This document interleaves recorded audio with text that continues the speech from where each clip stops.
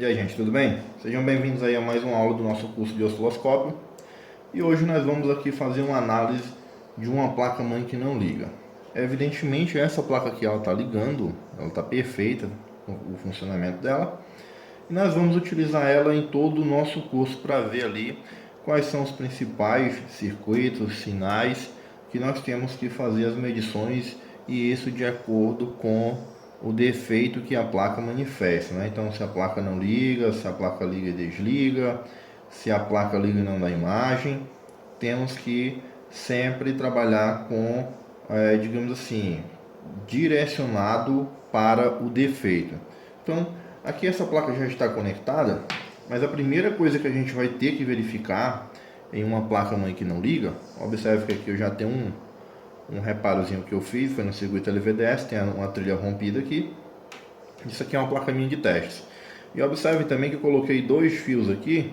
Isso aqui é um extensor de medidas. Daqui a pouco eu vou mostrar para vocês por que eu coloquei isso aqui, tá?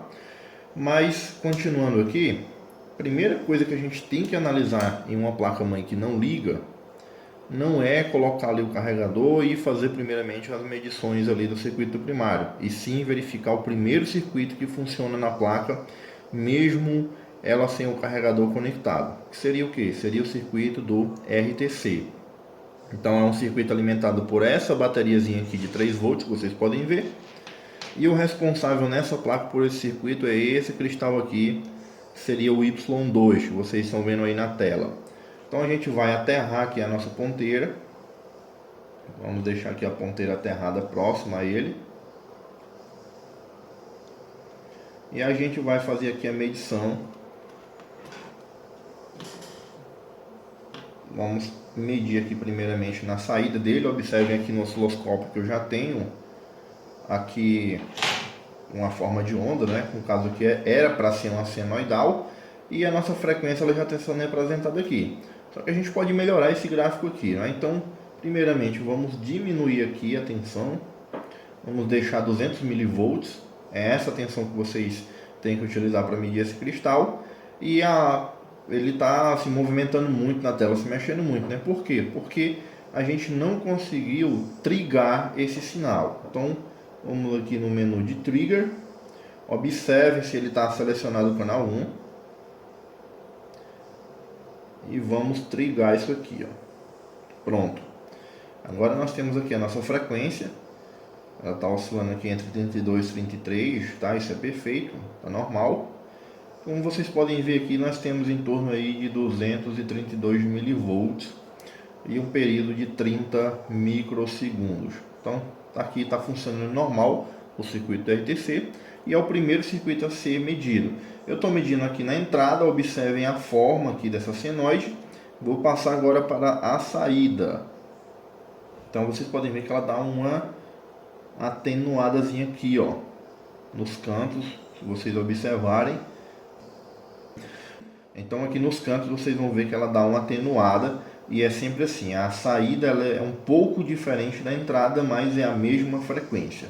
Então isso aqui é o primeiro circuito que a gente tem que medir. E agora, quero mostrar aqui para vocês o porquê daquele gráficozinho que o engenheiro coloca na sequência de starter de algumas placas, né? Então eu vou posicionar aqui, o nosso osciloscópio já está aterrado. Eu vou posicionar aqui o osciloscópio na bobina de entrada aqui do circuito, seria ali a B12. Vou regular ele aqui para 10 volts por divisão. Então ele tem que subir aproximadamente 2 divisões. E vou diminuir bastante aqui o tempo de amostragem na tela, porque eu quero que vocês vejam como funciona aquela sequência de start que os engenheiros colocam ali na entrada ali, né, na primeira página, logo nas primeiras páginas, na verdade, do nosso esquema elétrico. Então eu vou plugar aqui a nossa fonte e observe o que vai acontecer. Vocês estão vendo? É isso aqui, ó. Aquela sequência lá, a gente tem que ter esse entendimento. Então até aqui eu estava em nível baixo, coloquei o carregador, fui para nível alto e vai permanecer nível alto enquanto o carregador estiver conectado. Então é exatamente isso. Deixa ele atualizar novamente a tela que eu vou tirar para vocês verem. Se eu tirei, ó, tá nível alto agora, tirei, ele vai a nível baixo. Então é para isso que eles colocam aquela sequência, para a gente ter essa ideia aqui na medição com um osciloscópio. Coloquei novamente, foi para nível alto. Então, por que é interessante a gente medir aqui a entrada? Para a gente ver se não tem nenhum tipo de ruído. Aqui vocês observem que eu tenho simplesmente a indicação da tensão de entrada, a tensão está ok. Eu tenho ali aproximadamente 20 volts na entrada, então está tudo ok. E a gente vai partir para o próximo ponto. Qual seria o próximo ponto? Essa placazinha aqui, ela tem o PWM do primário dela, ele se encarrega de produzir duas tensões. Seria a tensão de 5 volts e a tensão de 1.5 volts. Só que no primário, essa placa só gera os 5 volts e depois nós temos um outro CI responsável por gerar os 3. Então, primeiramente, ele tem que gerar os 5. Eu vou posicionar aqui então em cima da bobina responsável por regular esses 3 volts. É nessa bobina que a gente vai receber aqui a tensão induzida. E vocês já vão ver aí na tela. Deixa eu só posicionar ela aqui com cuidado.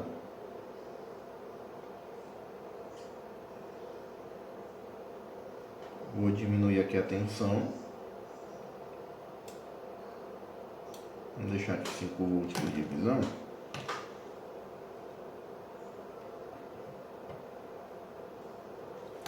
Deixa eu ver se eu estou pegando mesmo a bobina responsável. Seria essa aqui mesmo.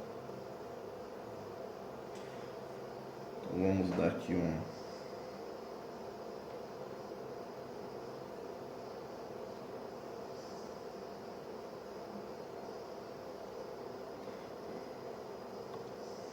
Pronto, gente, estamos conectados aqui. Vocês estão vendo que nós temos aqui uma formazinha de onda. Não dá para perceber, né, ver direitinho que forma de onda é essa. Então a gente vai aqui ajustar o volt div para 10 volts por divisão.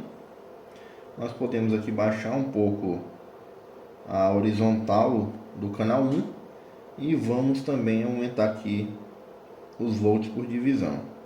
Aí nós vamos fazer o que agora? Vamos mexer aqui no posicionamento horizontal, a gente trazer ela aqui um pouco mais para o canto da tela. Então isso aqui vocês vão ter no lado da bobina que tem ligação com os transistores, né? Então a gente tem ali, ó, o transistor de alta, o transistor de baixa, e isso aqui vai ter de um lado da bobina. Por quê? Isso aqui é o tempo on do transistor, é o tempo que ele está conduzindo. Depois a gente tem o tempo off, a tensão vai cair quando ele é desligado, tempo off, e as oscilações amortecidas. Isso aqui é o efeito indutivo da bobina. Então quando ela começa a receber a indução, que seria a variação de tensão na entrada, vai se formar ali um campo, magnético, e quando ela parar de receber essa indução, esse campo ele tende a se comprimir novamente. Então quando ela recebe o campo, se expande, e logo em seguida, quando ela para de receber, que é na hora do corte do transistor, o campo tende a se comprimir novamente e tende a empurrar essa corrente que estava circulando em um sentido. Então seria isso aqui. E o transistor de baixo vai fazer exatamente o que agora? Ele vai começar a conduzir para reduzir esse efeito aqui, tanto no retorno do PWM, quanto para que isso não passe para o outro lado da bobina. E assim a gente vai ter a nossa tensão de saída aqui no lado 2 da bobina. Então observe que aqui nós temos 5 volts. Vamos reduzir aqui. Temos 2 volts por divisão. Temos aqui aproximadamente 5 volts. Tá bem tranquilo aqui. Por que que a gente está medindo essas bobinas, né? Vocês viram que de um lado a gente vai ter a variação, do outro lado a gente não pode ter variação, então simplesmente atenção.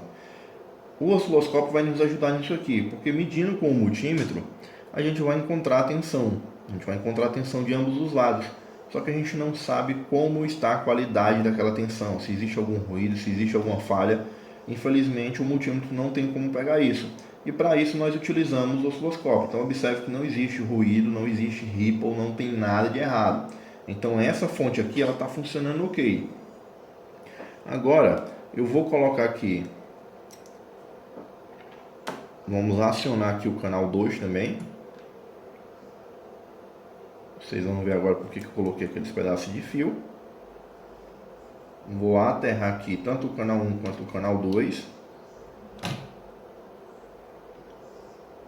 E vou colocar no gate do transistor de baixa e o outro no gate do transistor de alta. Então observem aí. Já estou aqui com os dois conectados por meio do fio. Um, como vocês podem ver, já está aqui no gate do transistor de alta. Isso aqui é o gate do transistor de alta. Vamos colocar aqui 5 volts por divisão. Eu vou ter que colocar um pouco mais, senão não vai dar para a gente perceber o canal 2. E vou ligar aqui o canal 2. Observem o jeito que o canal 2 está. Vamos dar aqui agora uma atenuada nele. Está selecionado aqui o canal 1. Canal 2, colocamos aqui 2 volts por divisão. E dá para vocês perceberem aí, aqui no tempo ON do transistor de alta, eu tenho aqui o tempo ON dele, o transistor de baixa ele permanece em corte, ele fica a 0 volts. Deixa eu separar aqui esses dois. Deixa eu colocar ele mais para cá.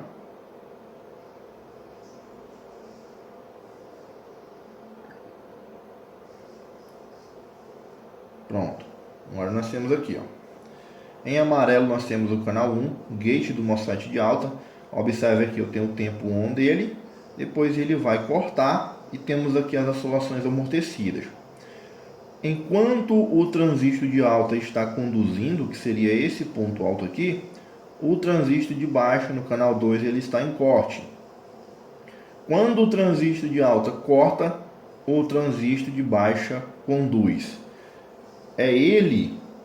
É a condução do transistor de alta que gera esse gráfico aqui para a gente. Logo em seguida nós temos as oscilações amortecidas.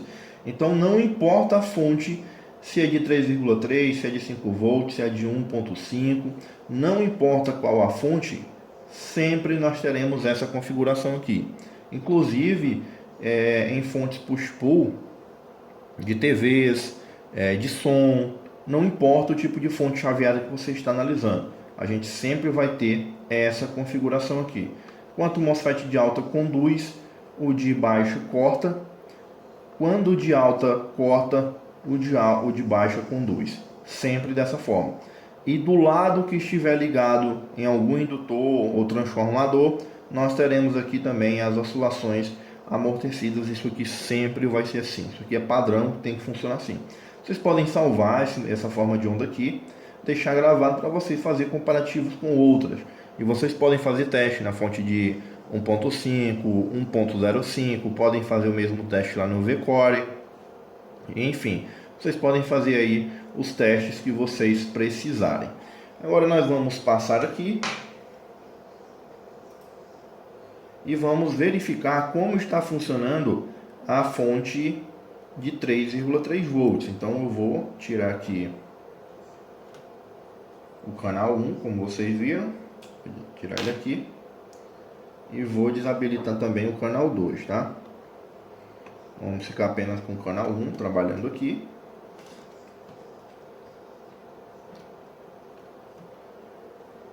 Vou deixar de lado aqui o canal 2. E aqui nós temos o U14. Tá 10 volts por divisão. Vamos aumentar isso aqui. Vamos colocar 1 volt por divisão. Ele já subiu aqui 3 divisões pra gente. Vamos só... Na verdade subiu 5 divisões, né, que eu estou medindo aqui na entrada dele. Então o U14, conforme vocês podem ver na tela, nós estamos com 1 volt por divisão. O nosso zero é aqui, ele se deslocou 5 divisões. Então nós temos aqui aproximadamente 5 volts. E observe também que eu não tenho nada de errado. Vocês estão vendo que ela tem vários ruidozinhos, mas isso aqui é normal. Do osciloscópio digital, ele vai ser sempre assim. Observe que até sem, eu estou sem nada conectado, ele fica assim. Isso aqui é algum ruído, mas na própria ponteira, na conexão, isso aqui é algo tranquilo. Se fosse no analógico, a gente teria uma linhazinha bem, vamos dizer assim, bem definida. Não teria nada de errado. Então, nesse ponto aqui, o multímetro, o osciloscópio analógico, ele acaba sendo melhor porque quem está começando, né, quem não tem muita experiência com osciloscópio, acaba achando que isso aqui é ruído. Na verdade, não é. Então, temos aqui a entrada de 5 volts. Vamos medir agora a saída. Temos aqui os nossos 3 volts. Então, tanto a nossa tensão de 5 volts como a tensão de 3,3 estão ok. Qual o próximo passo agora? O próximo passo é começar as medições no Super I/O. Então a gente vai medir agora o Super I/O. Vamos virar aqui a placa ao verso. E aqui no Super I/O a gente vai começar verificando as tensões de alimentação dele. Por quê? Nós já sabemos que tem os 3,3, sabemos, mas a gente não sabe como essa tensão de 3,3 está chegando aqui no Super I/O. Se existe algo de errado, se existe alguma falha, a gente não sabe nada disso. Então a gente vai medir essa tensão também. Nesse Super I/O aqui nós teremos as tensões de alimentação nos pinos 26, 50, 92. Vamos medir aqui apenas no 26. Deixa eu localizar ele aqui. Então temos aqui 10, 15, 20, 25, 26. Como vocês podem ver aí, eu tenho uns 3 volts normal. Não tem nada de errado com esses 3 volts. Medimos os 3 volts no Super I/O. É hora de fazer o que? É hora de verificar se o primeiro reset do Super I/O está ok.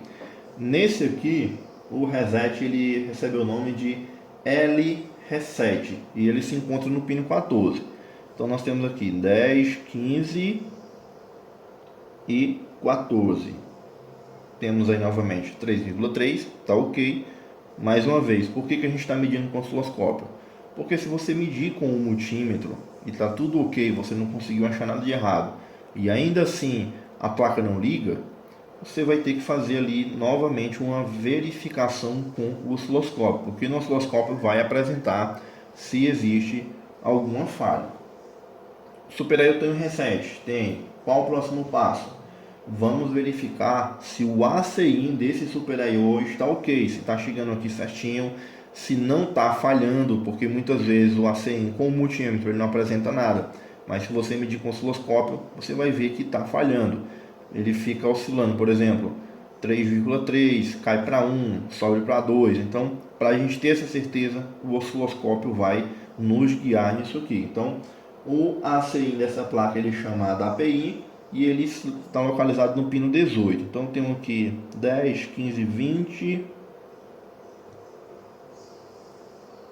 Como vocês podem ver, pino 18 tem também os 3 volts. Ele está pegando aqui, está falhando, gente, é porque eu não estou conseguindo. Pronto.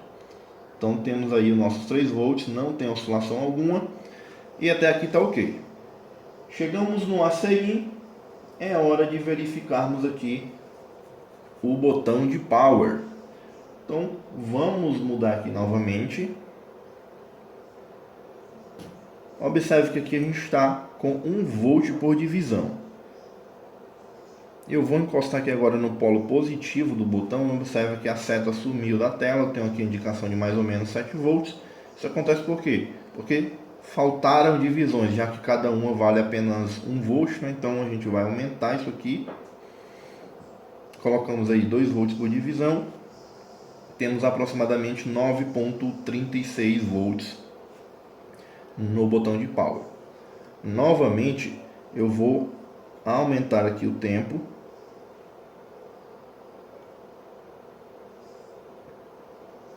Quero que vocês observem isso aqui. Então nós estamos aqui com é 9,5, né? Ele está dando 9,44, 9,42, depende da intensidade que eu forçar aqui no contato dele. Então eu vou tirar aqui, deixa eu aumentar isso aqui só para ele chegar ali rápido. Pronto. Vocês observem aqui, ó, coloquei o botão de power, ele ficou a nível alto, eu tenho ali aproximadamente 9 volts. Agora eu vou fazer o seguinte, vou pressionar o botão de power, o que vai acontecer? Ele vai e sobe novamente. Então, enquanto eu estiver com o botão de power a nível baixo, ele tem que fazer isso aqui. Se eu pressionar aqui, por exemplo, o botão de power, ele vai a nível baixo, depois ele tem que subir a nível alto novamente. E tem que subir rápido, né? E imediatamente. Tirei o dedo do botão de power, ele tem que subir. Se aparecer isso aqui, observe que teve uma hora que ele ficou como subindo, depois começou a cair. Pode ser algum capacitor ruim. No meu caso aqui era só mau contato. Então prestem bem atenção se vocês estão realmente fixando aqui o contato certinho. Porque desse jeito aqui, observe que na linha que está aparecendo para vocês na tela, vai aparecer que tem alguns capacitores ali. Então, se um desses capacitores apresentar defeito, vocês podem ter isso aqui. Você pressiona o botão de power, ele desce, na hora de ele vai subir, ele se carrega lentamente. É o que? É o tempo de carga do capacitor. O capacitor pode estar ruim e isso pode atrapalhar, porque nesse circuito aqui de comutação, por que circuito de comutação? Pressionei o botão de power, um transistor tem que cortar para chegar a 3 volts no Super I/O. Se na hora do corte houver algum atraso, o Super I/O ele pode receber ali com um atraso também a tensão de 3. Por exemplo, pressionei o botão de volt, chega 3 volts lá. Tirei o dedo do botão, imediatamente os 3 volts têm que sumir do Super I/O. Vamos dizer que leve, mas tem algum capacitor ruim aqui no gate do transistor, fazendo com que o capacitor leve mais tempo para se carregar ou mais tempo para se descarregar. Isso quer dizer que o Super I/O, mesmo sem eu estar com o dedo pressionado, vai continuar recebendo 3 volts. O que pode acontecer isso? Se é a mesma coisa que você pressionar o botão de power, a placa ligou, e você vai lá, pressiona o botão de power de novo, a placa desliga. Então, defeito de liga e desliga, você pode entrar dentro dessa lógica aí. É algo bem simples se a gente começar a pensar realmente em cima da lógica de reparo de placa-mãe. Estando tudo certo com o botão Super I/O, é hora de verificar se a tensão de Power On também está chegando no Super I/O. Então nós vamos fazer aqui o seguinte, essa tensão vai chegar aqui no pino 125 do Super I/O. Então eu tenho aqui o pino 125, ele já está marcado aqui. Observem que no pino 125 eu tenho 0 volts, vou colocar aqui em 1 volt por divisão. E vou pressionar aqui o botão de power. Pressionei, observem que sobe e cai novamente. E a nossa placa já startou. Então nessa placa aqui é assim, vai ter 9,5 ali no botão de power. Quando você pressiona essa tensão vai a 0 volts. Ela indo a 0 volts, um transistor vai cortar. Quando ele corta, a tensão sobe no pino 125 do Super I/O. E o Super I/O recebe o comando de Power On. Vou desligar aqui a placa. Super I/O recebeu aqui a informação de Power On, até agora está tudo ok. O que vai acontecer agora? O Super I/O tem que liberar essa placa do resume reset, porque aqui nessa plaquinha da Shuttler que nós estamos utilizando, esse Super I/O ele não tem resume reset em standby. O resume reset dele só vai ser liberado depois do comando de Power On. E aqui ele vai estar situado no pino 32. Então vamos posicionar aqui o nosso osciloscópio pino 32. Vou novamente aqui ligar a placa. Pressionei o botão de power, vocês viram que ele vai subir a 3,3 e tem que permanecer a 3,3. Então tá aqui, nossa placa está ligando, né? Como fala, essa placa está perfeita. Tirei ali, ela desligou. Pronto. Até aqui, gente, está tudo certo. Então esse é o funcionamento de uma placa que está ligando. São esses os passos que a gente tem que efetuar em uma placa que está ligando. O que foi que faltou a gente fazer aqui? Simplesmente analisar a BIOS. Então aqui vamos novamente virar essa placa. Essa placa aqui ela tem apenas uma BIOS. Então, e essa BIOS ela também é alimentada no primário. Então aqui no pino 1 dessa BIOS, se está tudo ok como até agora a gente viu, a gente tem aqui o protocolo na BIOS, né? Eu vou aumentar aqui um pouco senão, pronto, assim está melhor. Então isso aqui é um protocolo no pino 1 da BIOS, e isso indica o quê? Que essa BIOS está trabalhando e que ela está se comunicando com o Super I/O. Se isso aqui não estiver acontecendo, mas o Super I/O está alimentado, o Super I/O está liberado do primeiro reset, só precisa disso, está alimentado, liberado do primeiro reset, e isso aqui não está acontecendo, a gente pode ter um problema de software corrompido ou o próprio CI da BIOS ele está ruim. Nós também temos aqui a comunicação no pino 2. Então aqui no pino 2, observem que nós temos também aqui a comunicação. Temos aqui também comunicação no pino 5. Isso tudo com a placa em standby, tá, gente? Teremos o pino 5 aqui, que seria o SPI-SI. E temos o pino 6, que seria o clock. Pronto, então isso aqui tudo com a placa em standby. Essa placa não está startada ainda. Essa BIOS aqui é alimentada no primário, e no primário nós teremos isso aqui. Teremos ela funcionando dessa forma aqui. Algumas BIOS que vocês forem medir, vocês podem encontrar simplesmente comunicação no pino 1, que seria o chip select. Não tem problema. Não tem problema. O que vai acontecer? Depois que a placa starta, tem que acontecer duas coisas. A comunicação no pino 1 tem que continuar. Eu vou startar aqui a placa para vocês verem. Deixa eu ligar aqui. Então, como vocês verem aí, ó, eu tenho agora uma entrega maior de pacotes, a gente pode dizer assim. Observe que os espaços na tela foram todos preenchidos, né? Nós temos uma entrega de pacote aí mais acentuada.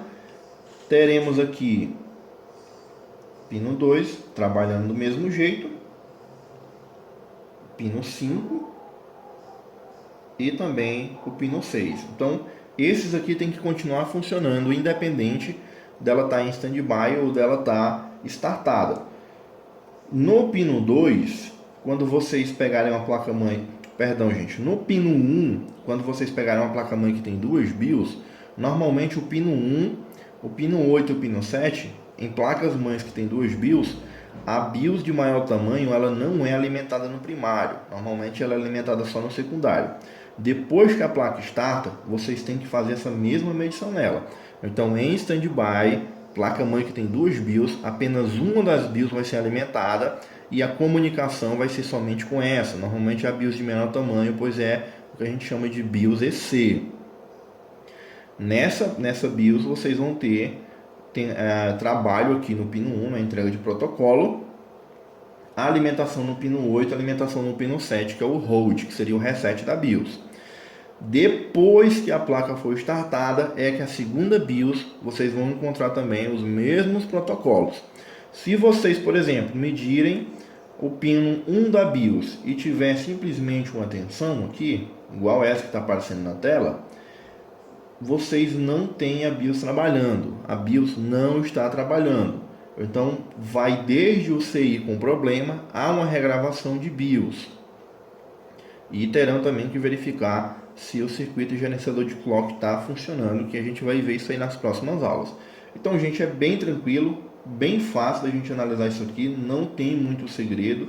Vocês veem que o osciloscópio vem realmente para nos ajudar na análise, tirar de vez aquela dúvida, será que a fonte está funcionando certinho, será que não existe falha? E como vocês podem ver, nos ajuda muito no nosso dia a dia. Então essa aqui foi a análise de uma placa-mãe que não liga. Deixo vocês agora com um forte abraço e nós nos vemos aí nas próximas aulas.